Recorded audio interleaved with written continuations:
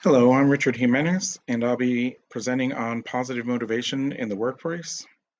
This is for Dr. Harriet Thompson and her class at Aspen University, EDD805, Educational Leadership and Organizational Behavior. The study of motivation is the study of those things that move a person to action, whether it is a push or a pull. Motivation is an internal action happening in the brain. However, we can see the behavioral effects of motivation. When looking at the work setting, we are looking specifically at what motivates a person to work towards the goals of the school. Lucier and Achua in 2016 recommended looking at three aspects of motivation, but we will look more deeply into that third question about how principals can motivate teachers to work towards the school's goals. First, we will look at several theories of motivation. The first theory, of course, is Maslow's hierarchy of needs. This chart serves as a reminder that people do need their basic needs met before they can focus on achieving self-actualization. According to Owings and Kaplan in 2016, Hertzberg extended Maslow's theory to formulate his motivation hygiene theory. Hertzberg considered human motivation based on two factors, biological needs and psychological needs.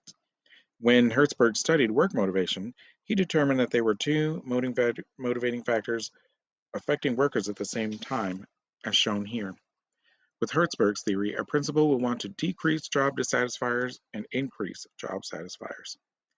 The next theory is the need for achievement. Owings and Handel stated that to develop this motivational drive within adults, one can ensure that their work tasks are achievable and reasonable, and once completed, the worker should be recognized and given credit for this achievement. And, regardless of the outcome, the worker needs feedback on the performance of the task. Autonomy is the next motivator for workers. The idea is that people want to be able to choose what they are doing and the way that they do it. When people have this choice, they feel free, develop good self-esteem, and they work at higher levels to show their competence. Values are an important part of how workers perceive their organization and their part in the organization. Owings and Kaplan stated on page 202 that our values determine how much commitment we feel toward an organization or the products and service it offers. To meet this expectancy need, then, the supervisor should inform the workers of likely outcomes and rewards, provide recognition and feedback, and make sure the tasks are challenging enough to build the workers' skills, confidence, and abilities. An important motivational theory that is still being researched is the idea of the psychological contract.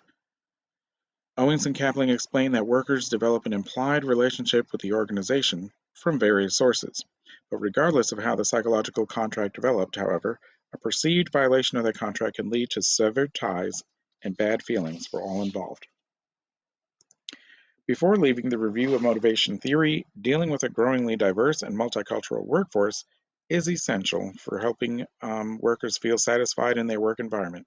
While some businesses have taken a colorblind approach or a multicultural approach, the best approach is the all-inclusive approach. Using the all-inclusive approach, employers can ensure that they are capturing the best of all their workers and helping their workers feel comfortable with each other. Motivation theory can be used to create a positive work environment that will keep workers working toward the organization goals. The main idea is to create a workplace policy that will meet the employees' motivational needs so that they continue to focus on the mutually agreed upon goals in the organization. In researching what positive motivation looks like in the workplace, a study by Thakur, Bashista, and Shuri in 2022 found that there are some specific actions that managers can take to foster positive motivation, as shown here. Management can ensure that workers have meaningful goals. Management needs to ensure that all workers are recognized and valued for their contributions. Rakutu, Chandra, and Soma in 2002 also painted a picture of what constitutes a positive work environment in the context of banks. With the workers feeling good about the work that they do in the organization, they will remain engaged in the work, and that helps maintain a positive work environment.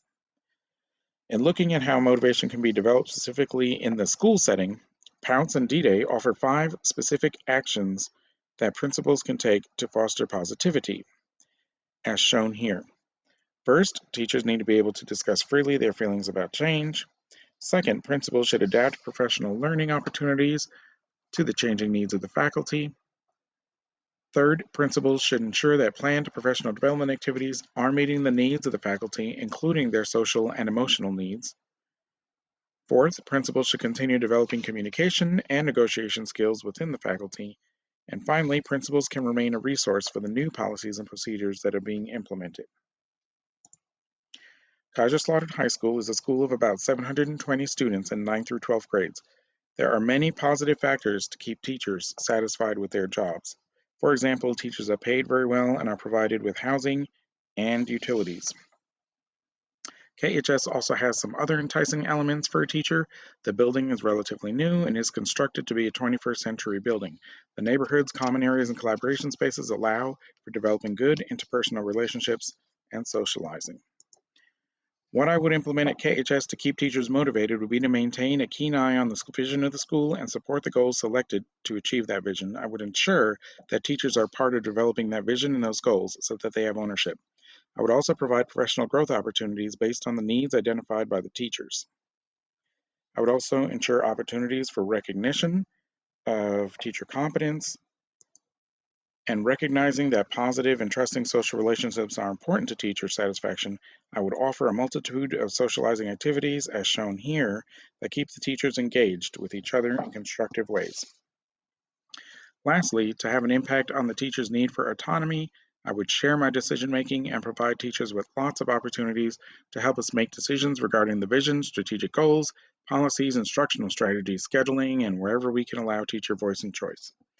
In closing, we have reviewed several theories of motivation and explored what positive motivation looks like in the work environment. We reviewed ways of developing a positively motivated faculty, and implementing these positive motivational strategies should help our teachers remain focused on instruction and learning and work towards school's vision. Thank you for listening to this presentation today.